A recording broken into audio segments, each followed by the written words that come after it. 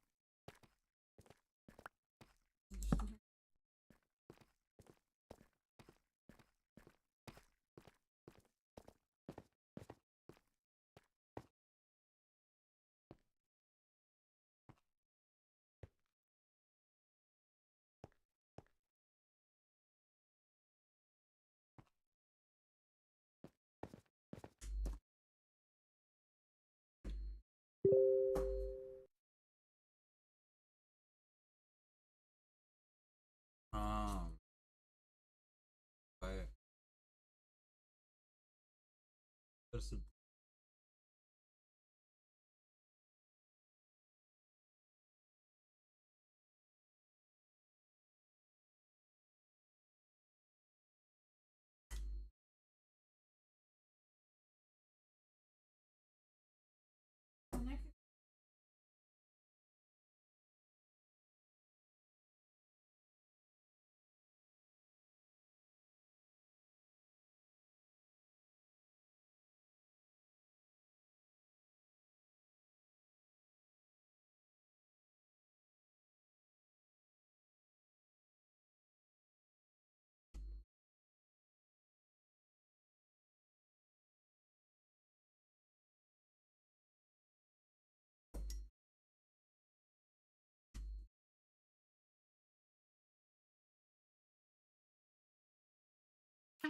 The 3D printed gun movement has survived the downfall of its charismatic founder, a major defeat at the Supreme Court, and involvement in one of the most talked about crimes of last year. From the fatal shooting of the United Healthcare CEO. Luigi Mangione, the man accused of murdering a healthcare executive. Meanwhile, the guns have gotten good.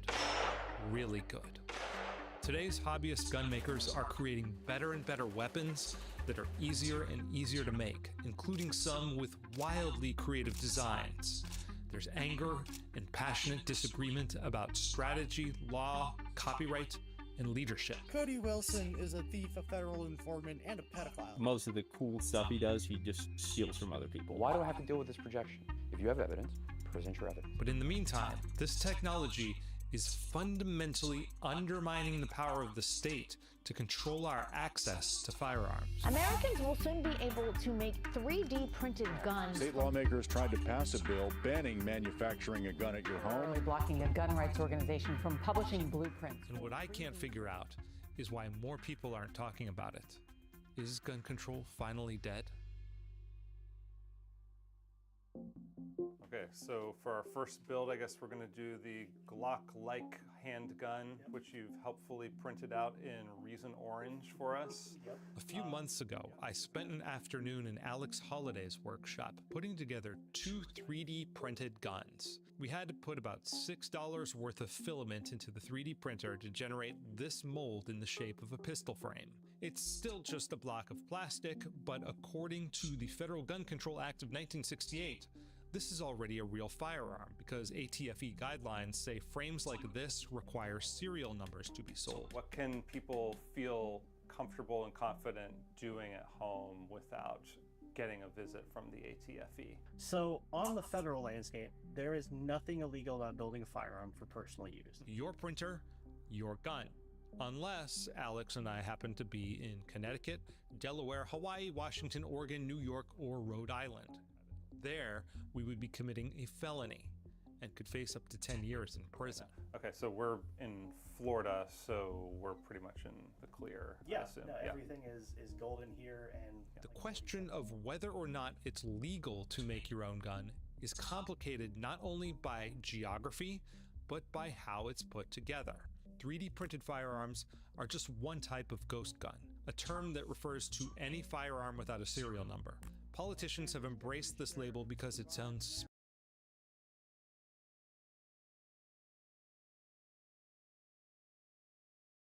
Сега колко времето?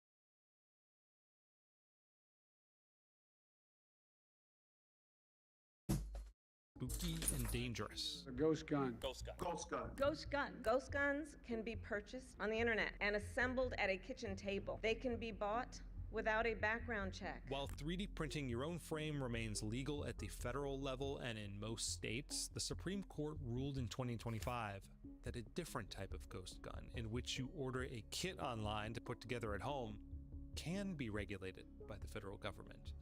That means if you buy a kit, you need a background check, and the gun needs a serial number. The ruling has pretty much wiped out the gun kit market. Meanwhile, 3D printed gunsmithing remains mostly legal, and it's booming. Next, we had to insert all the little parts that turn this cheap piece of plastic into a killing machine. Okay. All right. Now we'll do a quick function test. So pull the trigger. Okay. Then hold the trigger and pull the slide again. Let the slide go. Now release the trigger. Now pull the trigger. So we've simulated an entire cycle of fire, and it works in every position the way it's supposed to. Okay. So did not malfunction. Look, Ma, we made a gun. Assembling an AR-15 was more complicated. And so, oh, I already got started there. Just gonna knock these weird baby arm things off it and get started the same way as last time, right? Exactly the same. Okay. But with Alex's help, I got through that one too. And then this pin will retain that. Perfect. Okay. Good to go. All right. So this is the one that's going to scare the shit out of people to see that we just built. Should we be frightened that people are just cranking these out in their garage? Not likely. I mean, people have been cranking them out in their garages for 40 years now. Yeah. Homemade firearms date back to the American Revolution. The colonists fought off a professional army using factory-produced muskets with rifles put together by independent gunsmiths. And gun magazines were instructing readers on how to do custom builds long before 3D printing was a thing. The Unabomber not only made his own bombs, but his own gun as well.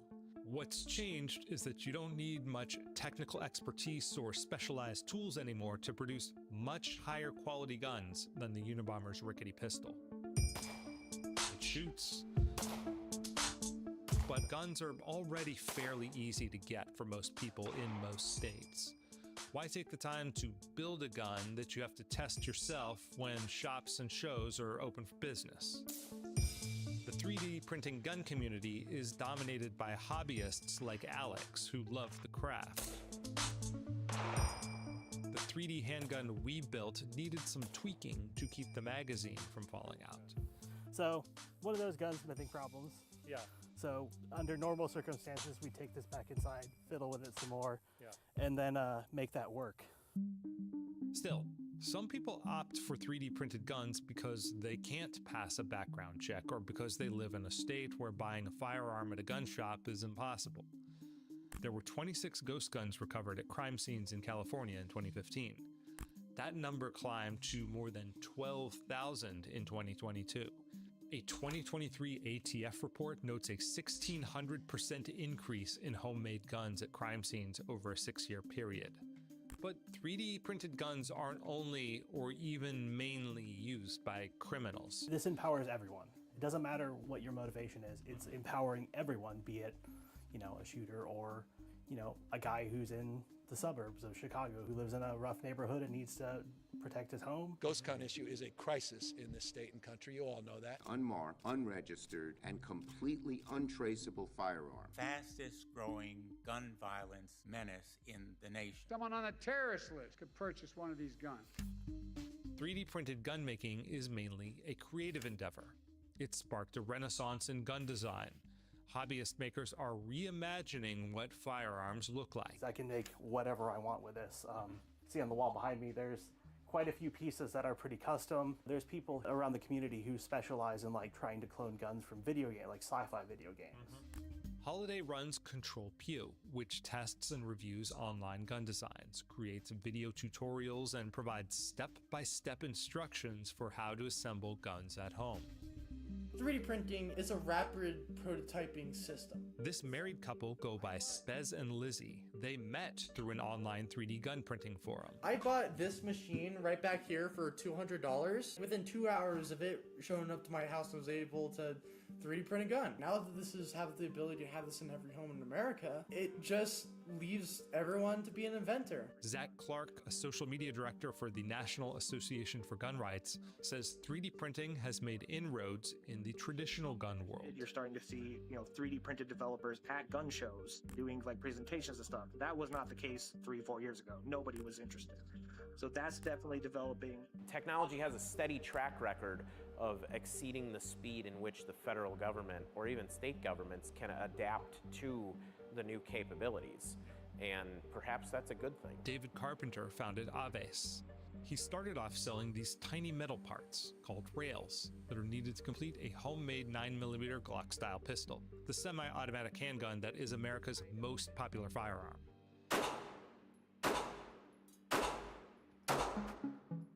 When we began selling them, we sold 2 or 3 rail kits per day, and now we do dozens of orders, thousands of orders a month. Carpenter has expanded from a single machine to an entire warehouse full of machines and components.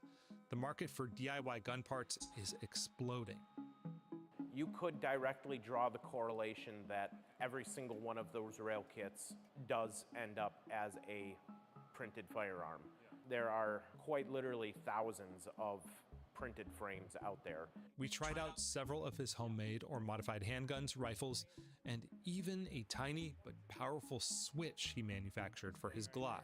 This little thing right here turns this into Yes. a machine gun. This is considered a machine gun conversion device, Yeah. and under ATF rule, this is a machine gun. Yeah, and not that you all would do this, but theoretically, this is not something that looks incredibly difficult to make. It's not that difficult to make. It is relatively minor machining. Inserting this tiny piece of metal in a Glock is a federal crime, and Carpenter is allowed to do it only because he's a licensed firearms dealer. But the ease with which this small hack makes a semi-automatic pistol so much more deadly underscores how difficult it is to regulate hobbyist gunsmithing. The problem with these is that they're for sale through illegal means. They're manufactured in China, and you can buy them online and have them brought illegally into the country. When gangs started using this tiny piece of metal to turn their Glocks into machine guns, California lawmakers decided to ban all Glocks. Backers of the law saying cops are the only ones who should have automatic weapons. No gun sold in California should be one screwdriver away from becoming one. That was also the logic behind the 2025 Supreme Court decision that transformed the DIY gun space. In a 7-2 ruling, the High Court found that the federal government can regulate gun kits that require less than an hour of assembly and only common tools, like screwdrivers, jigs, and drill bits. Following that decision, major online kit sellers like Polymer 80 shut down. These kits were the majority of America's ghost gun market. Polymer 80 had sold over 200,000 unserialized kits in California over a 6-year period. But the federal government has nothing to say about the gunsmithing that Alex Holiday is doing with 3D printers. To control this part of the ghost gun market, the government would have to ban or regulate the printers themselves, or more likely try to outlaw distribution of the CAD files that hobbyists trade on platforms like the Catalog, with which Holiday is affiliated. Holiday believes that such a ban would violate the First Amendment because those files contain nothing but information. It's an argument crypto-anarchists made in the 1990s when the government tried to ban encryption. Code is speech. In the meantime, the printers keep going burr. Clark sees the Supreme Court decision as part of a broader regulatory crackdown and says it's part of a long-term strategy. A lot of normal gun owners will look at 3D printing and they'll say, why do I have to care about this? Because I can just go buy a gun. It's neat, it's interesting, but like, why do I care? But they don't realize they've been pushing for serialization of all firearms parts for decades now. They say they want to do it now because of 3D printing, because of ghost guns, but they've wanted to do this forever. And their goal on that has always been that they want to attack the secondary market. They want to make it harder to get repair kits. They want to make it harder for you to exchange your barrel. When does a gun become a gun? What exactly is a common tool? When does assembly become a crime?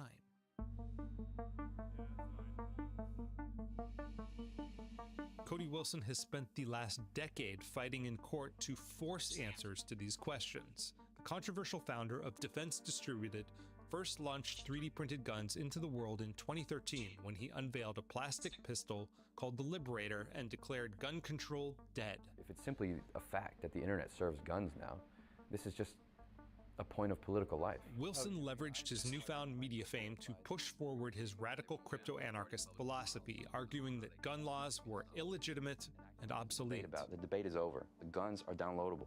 The files are in the public domain. You cannot take them back. You can adjust your politics to this reality. You will not ask me to adjust mine. But he suffered a major public downfall after his arrest in Taiwan for paying for sex with a 16-year-old who'd posed as a legal adult on a hookup app. He'd later returned to the helm of Defense Distributed after striking a plea deal that cleared his felony record in 2022. But to this day, he remains a polarizing figure in the movement. Several of the gunsmiths we talked with didn't want to discuss him at all. Yeah, I really don't like him personally. It's nothing, you know. What is your view of Defense Distributed? Ooh, that's that voice gotcha question again. I need a coffee for this one. Give me a second.